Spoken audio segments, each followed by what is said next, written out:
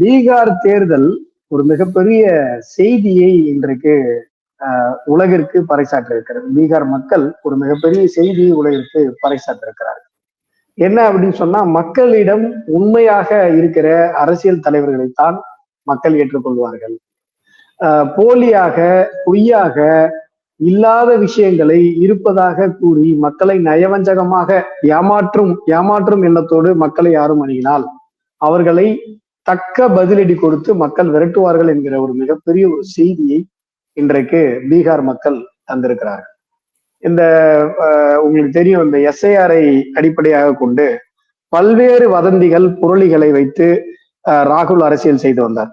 அந்த அரசியல் சூழ்ச்சியை, நல்ல சூழ்ச்சி, இதை வைத்து மக்களை ஏமாற்றலாம் என்று நம்பி திமுகவும் முதலமைச்சர் மு க ஸ்டாலின் அவர்களும் கூட அந்த சூழ்ச்சியை எடுத்துக்கொண்டு இங்க செயல்படுத்த முயற்சி செய்தார். இப்போ திமுகவுக்குமே ஒரு மெசேஜ், இந்த எஸ்ஐஆர் வச்சு வாக்கு திருடு அந்த மாதிரி எல்லாம் பொய் சொல்லி மக்களை ஏமாற்ற முடியாது. பீகார் தேர்தலில் மரண அடியை மக்கள் இந்தி கூட்டணிக்கு கொடுத்திருக்கிறார்கள்.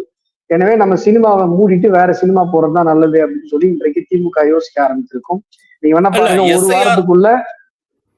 ஒரு வாரத்துக்குள்ள வேற சினிமா ஓட்டுவாங்க பாருங்க.